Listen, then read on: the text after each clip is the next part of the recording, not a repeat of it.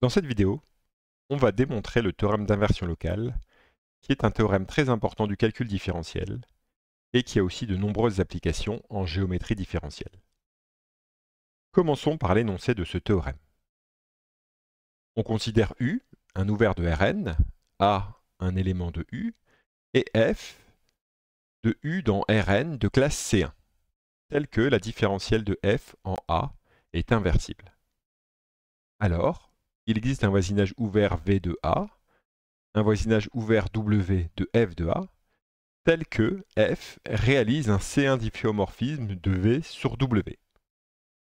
C'est-à-dire que F réalise une bijection de V sur W, telle que la restriction de F à V et la restriction de F-1 à W sont de classe C1. La démonstration de ce théorème va comporter 3 étapes. Dans une première étape, on va fabriquer des ouverts V et W de sorte que F réalise une bijection de V sur W. Et pour cela, on va se ramener à un problème de points fixes. Dans une deuxième étape, on va démontrer que la réciproque F-1 de W dans V est continue. Et pour cela, on va utiliser un problème de points fixes à paramètres.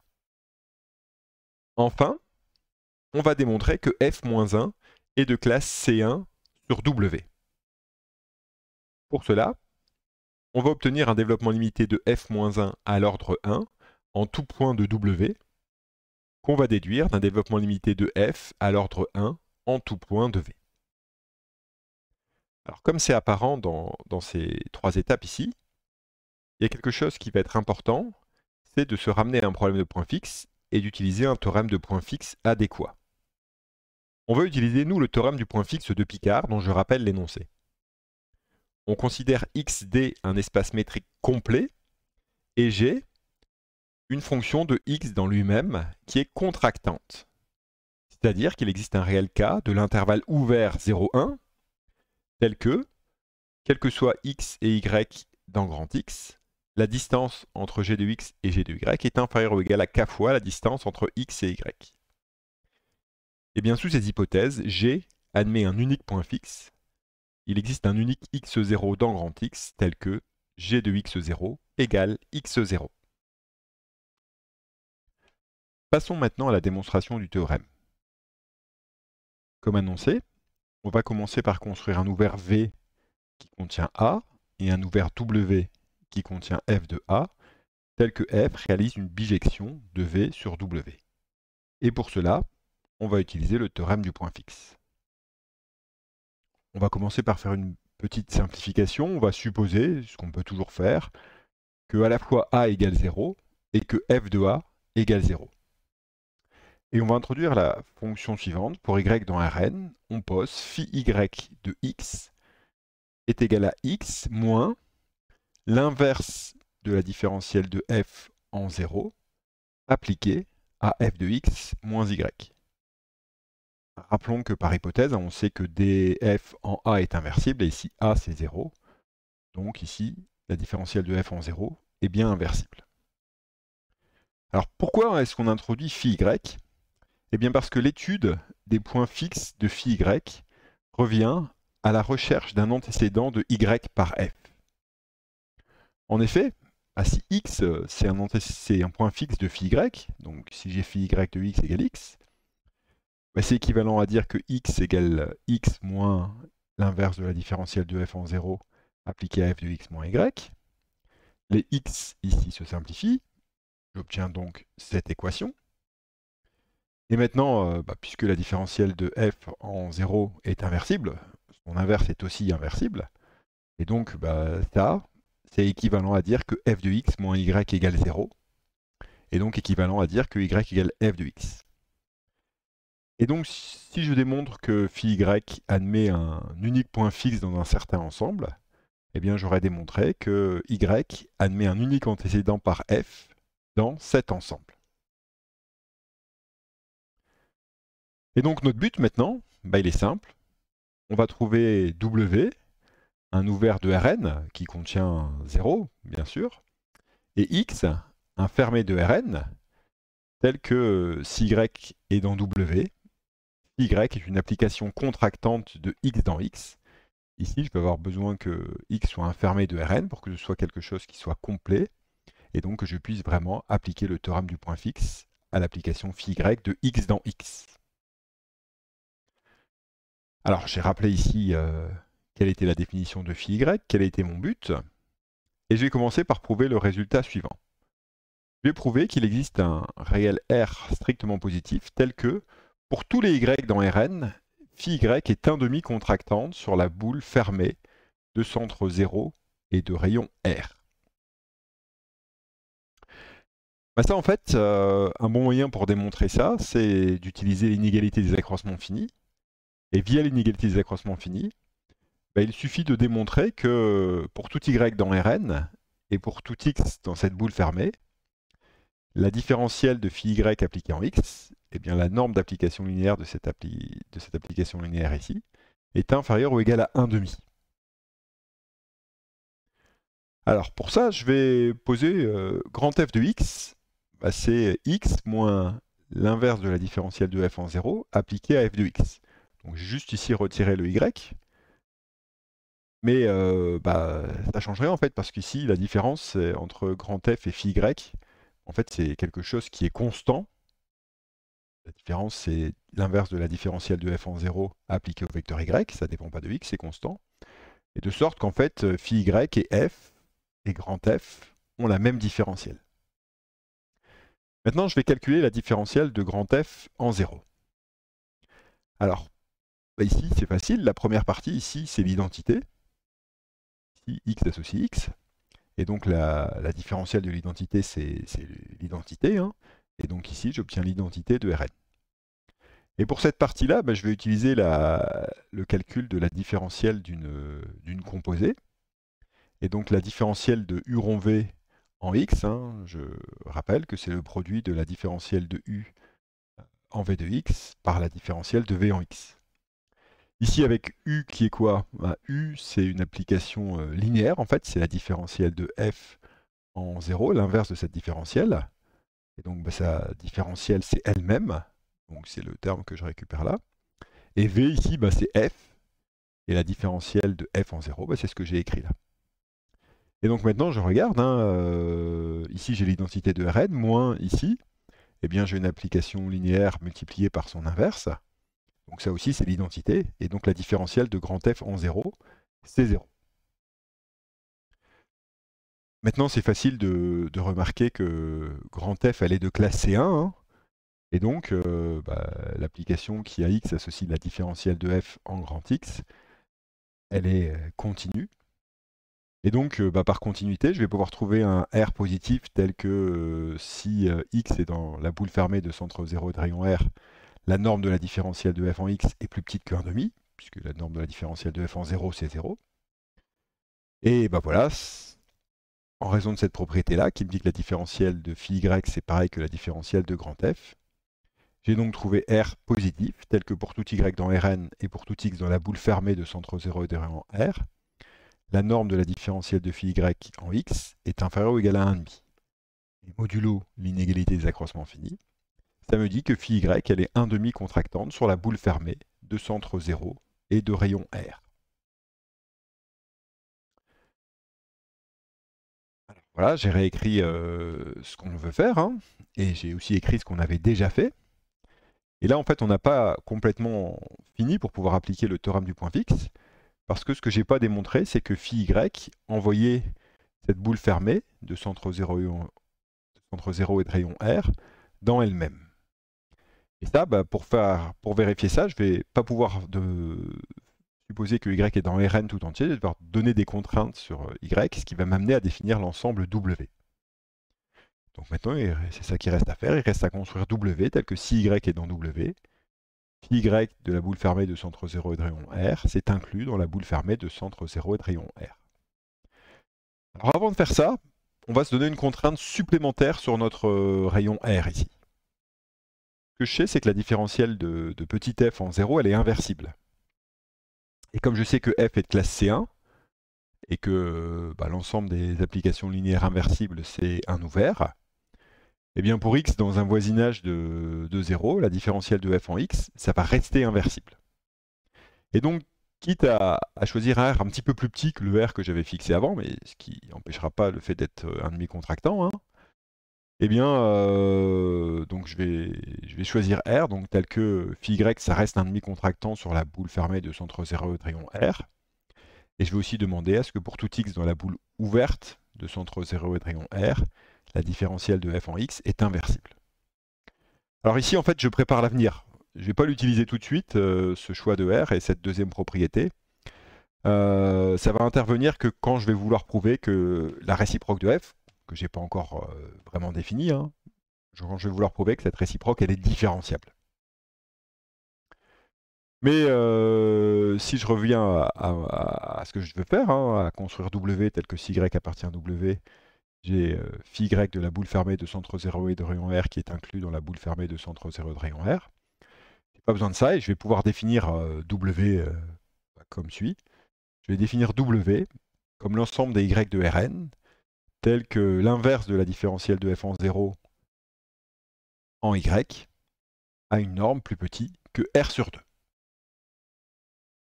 La première chose à remarquer, c'est que W, c'est un ouvert. Et oui, W, c'est un ouvert parce que c'est l'image réciproque d'un ouvert par une application continue. Et maintenant, je vais vérifier que si Y est dans W, Y de la boule fermée de centre 0 et de rayon R est inclus dans la boule fermée de centre 0 et de rayon R. Je choisis donc Y dans W et X dans cette boule fermée. Et je veux majorer la norme de phi Y de X. Et pour ça, je vais passer par 0. Je vais dire que la norme de phi y de x par l'inégalité triangulaire, c'est inférieur ou égal à la norme de phi y de x moins phi y de 0, plus la norme de phi y de 0. Cette partie-là, ici, c'est pas très compliqué parce que phi y, elle est un demi contractante. Donc là, je vais récupérer que c'est plus petit que 1,5 de la norme de x. Et pour la deuxième partie, je regarde phi y de 0. Phi y de 0, ici, ça fait 0. F de 0, ça fait 0 aussi. Et donc finalement, avec les moins qui se simplifient, j'obtiens que ça fait la différentielle de f en 0, moins 1, calculé en y. Bon voilà, maintenant j'ai choisi W exactement pour que cette norme-là soit inférieure stricte à R sur 2. Et comme X est dans la boule fermée de centre 0 et de rayon R, la norme de X est inférieure ou égale à R. Et donc finalement, j'obtiens que la norme de phi Y de X, c'est inférieur strict à R sur 2 plus R sur 2, c'est égal à, c'est-à-dire R. Et donc j'ai bien fait ce que je voulais faire. J'ai bien démontré que phi Y de la boule fermée de centre 0 et de rayon R est inclus en fait même dans la boule ouverte de centre 0 et de rayon R, pourvu que Y est dans W. Et bien voilà, maintenant je peux appliquer le théorème du point fixe. Eh bien je sais que pour tout Y appartenant à W, il existe un unique X dans la boule fermée de centre 0 de rayon R tel que phi Y de X égale X. Et ce X en fait, il est même dans la boule ouverte de centre X de centre 0 et de rayon R. Et en fait, le fait que phi Y de X égale X, ça revient à dire que Y égale F de X. Donc ce que j'ai démontré, c'est que pour tout Y dans W, j'ai un unique antécédent par F qui est en fait dans la boule ouverte de centre 0 et de rayon petit r. Alors là, il faut être un tout petit peu prudent parce que je n'ai pas encore tout à fait mon résultat de bijection, parce que rien ne me dit que l'image par F de la boule ouverte de centre 0 et de rayon R est contenue dans W. A priori, je ne suis pas sûr de ça. Et donc, je vais devoir me restreindre un petit peu, prendre quelque chose d'un petit peu plus petit. Je vais poser V, qui est l'intersection de cette boule ouverte de centre 0 et de rayon R, et de l'image réciproque de W par F. Donc V, c'est F-1 de W intersecté avec la boule ouverte de centre 0 de rayon R. Eh bien, c'est facile de voir que V, c'est un ouvert, parce que c'est l'intersection de deux ouverts. Ça, c'est un ouvert, et ça, c'est un ouvert comme image réciproque d'un ouvert par une application continue. Et F, ça réalise bien une bijection de V sur W, puisque pour tout Y dans W, j'ai un antécédent qui est à la fois bien sûr dans F-1 de W et qui est dans B de 0R. J'ai un unique antécédent qui est là-dedans. Et F de V, c'est bien sûr contenu dans W, puisque V est inclus dans F-1 de W. On va prouver maintenant que f-1 est continu. Et en fait, on va faire mieux que ça même. On va prouver que f-1 est lipschitzienne. Pour cela, on considère y et y0 dans W. Et on va essayer de majorer la norme de f-1 de y moins f-1 de y0. Pour ça, je vais simplifier un petit peu les notations en posant x égale f-1 de y. C'est un élément de V, puisque f réalise une bijection de V sur W. x0 égale f-1 de y0, c'est aussi un élément de V. Et donc, moi, ce que je veux estimer, c'est la norme de x moins x0. Eh bien, sachant que phi y admet un unique point fixe dans V, je sais que x, c'est phi y de x, et que x0, c'est phi y0 de x0. Pour estimer cette norme ici, je vais passer par phi y de x0. Et en utilisant l'inégalité triangulaire, j'obtiens que la norme de x moins x0 est inférieure ou égale à la norme de phi y de x moins phi y de x0, plus la norme de phi y de x0 moins phi y0 de x0. Cette partie-là ici ne va pas poser de problème. Pourquoi? Parce que je sais que l'application phi y, elle est 1/2 contractante sur V. Et donc ici, ça, c'est plus petit que 1/2 fois la norme de x moins x0. Pour estimer maintenant ce bout-là, je rappelle la définition de phi y de x.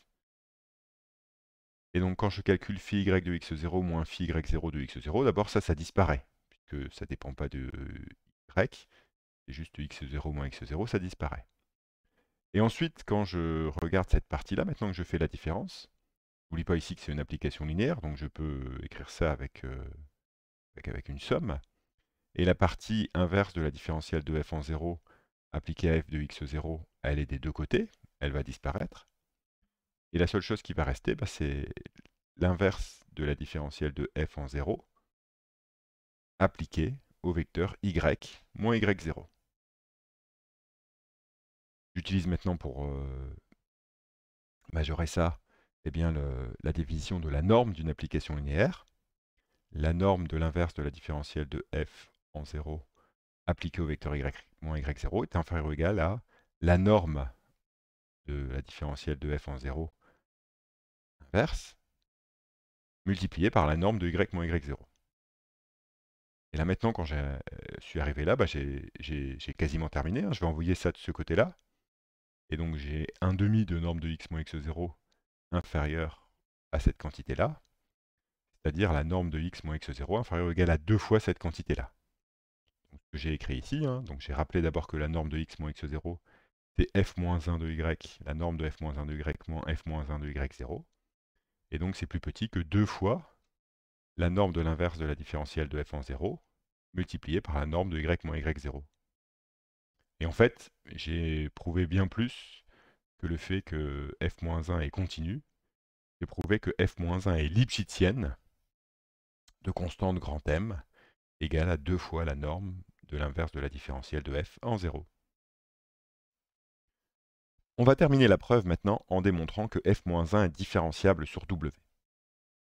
Pour ça, je considère y0 et y deux éléments de W. Je les écris f de x0 et f de x, avec x0 et x dans V. Et mon but, c'est d'arriver à la définition de la différenciabilité de f-1 en y0, c'est-à-dire d'écrire f-1 de y égale f-1 de y0 plus une certaine application linéaire L appliquée à y moins y0, plus la norme de y moins y0 fois delta de y, où delta de y tend vers 0 quand y tend vers y0. Alors en utilisant les notations ici x et x0, pour simplifier un petit peu, je veux écrire la même chose avec x égale x0 plus L y moins y0 plus la norme de y moins y0 delta de y, où delta de y tend vers 0 quand y tend vers y0. Je vais partir de ce que je sais moi. Ce que je sais, c'est que f est différenciable en x0. Et donc je vais écrire la définition de la différenciabilité en x0. Je vais écrire f de x égale f de x0 plus la différentielle de f en x0 appliquée au vecteur x moins x0 plus la norme de x moins x0 fois epsilon de x, où epsilon de x tend vers 0 quand x tend vers x0. Je simplifie un tout petit peu la notation en remplaçant f de x par y et f de x0 par y0. Le reste est inchangé. Et maintenant, je veux essayer de passer d'une écriture comme celle-ci, ici, là, à une écriture comme celle-là, ici. Et ben, ce que je voudrais, c'est obtenir x moins x0. Pour obtenir x moins x0 à partir de cette ligne, eh bien, je vais appliquer l'inverse de la différentielle de f en x0 pour isoler le x moins x0. Et donc, si j'applique l'inverse de la différentielle de f en x0, c'est possible, hein, puisque je sais que la différentielle de f en x0 est inversible, eh bien, qu'est-ce que j'obtiens? À gauche, j'obtiens l'inverse de la différentielle de f en x0 appliquée au vecteur y, égale, alors j'utilise ensuite la linéarité, hein, l'inverse de la différentielle de f en x0 appliquée au vecteur y0, plus, alors ici, je vais composer la différentielle de f en x0 par son inverse, et donc je vais récupérer simplement x moins x0, plus, et là j'utilise toujours le fait que j'ai une application qui est linéaire, donc je peux sortir les scalaires, j'obtiens norme de x moins x0 fois l'inverse de la différentielle de f en x0 appliquée à epsilon de x. Et pour me ramener à une écriture qui ressemble à celle-là, eh bien je vais isoler le x d'un côté et le reste en face. Et donc j'obtiens quoi? J'obtiens x égale x0 plus, alors si je regarde bien ici, j'avais l'inverse de la différentielle de f en x0 appliqué à y, mais je retire l'inverse de la différentielle de f en x0 appliqué à y0. Et donc j'obtiens la différentielle de f en x0 inverse appliquée au vecteur y moins y0. Et j'obtiens ce terme de reste ici, moins la norme de x moins x0 fois l'inverse de la différentielle de f en x0 appliquée à epsilon de x. Alors maintenant, si je compare ce que j'ai obtenu et ce à quoi je veux arriver, ça ressemble beaucoup, hein. Si j'ai bien mon x, j'ai bien mon x0. Et bien là, j'ai une application linéaire. L'application linéaire, elle, c'est l'inverse de la différentielle de f en x0. Et voilà, ici, j'ai ce bout-là maintenant que je voudrais écrire sous la forme y moins y0, delta de y. Alors, pour ça, je vais poser delta de y égale x moins x0 divisé par y moins y0 fois l'inverse de la différentielle de f en x0 appliquée à epsilon de x. Et donc si je remplace x par f-1 de y, x0 par f-1 de y0, et ici le x par f-1 de y, eh bien j'ai cette écriture ici. Et donc, je reprends ce que j'ai là, hein, avec ce que j'ai posé. Là, ça s'écrit exactement y moins y0 en norme fois delta de y. C'est juste de prendre des choses tranquillement, et en fonction de ce que je pose ici sur le transparent suivant, c'est ça. Et donc maintenant la question qui se pose, pour être sûr qu'on a la définition de la différenciabilité de f-1, c'est de savoir si delta de y tend vers 0, si y tend vers y0. Eh bien heureusement, oui, c'est bien le cas. Pourquoi c'est le cas? Je regarde ici. Si y tend vers y0, f-1 de y tend vers f-1 de y0 égale x0. Et donc,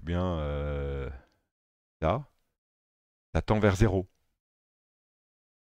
Que epsilon de x tend vers 0, si x tend vers x0, ça tend vers x0, donc ça tend bien vers 0. Maintenant ici, le problème ici, c'est le norme de y moins y0 au dénominateur, hein, qui a tendance à tendre vers l'infini si y tend vers y0, mais il est compensé avec ce qui se passe au numérateur, puisque dans la partie précédente, j'ai démontré que f-1 était m Lipschitzienne sur w. Et donc ce quotient-là, il est plus petit que grand M. Et donc si je reviens à delta de y, ça est majoré par grand M. Et tout ça ici, ça tend vers 0, hein, puisque c'est une application linéaire que j'applique, qui est fixée, hein. Ici, ça ne dépend pas de y, que j'applique à un vecteur qui tend vers 0. Donc j'ai bien démontré que delta de y tend vers 0 si y tend vers y0.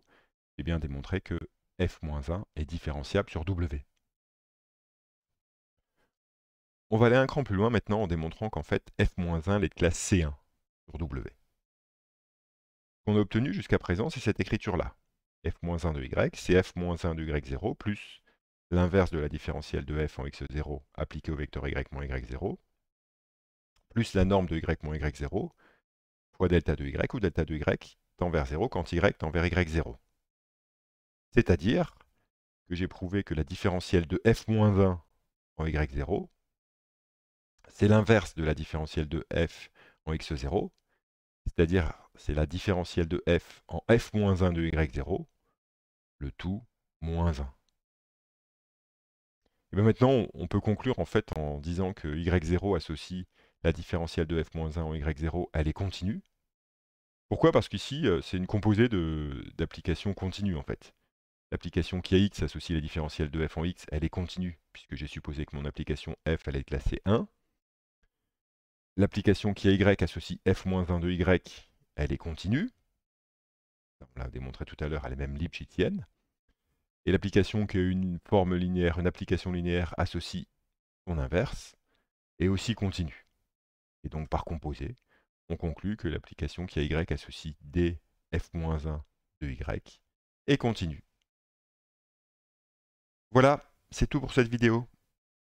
N'hésitez pas à parcourir notre chaîne YouTube pour d'autres vidéos sur le calcul différentiel, ou notre site, notamment pour plein d'exercices sur ce sujet. Bye bye!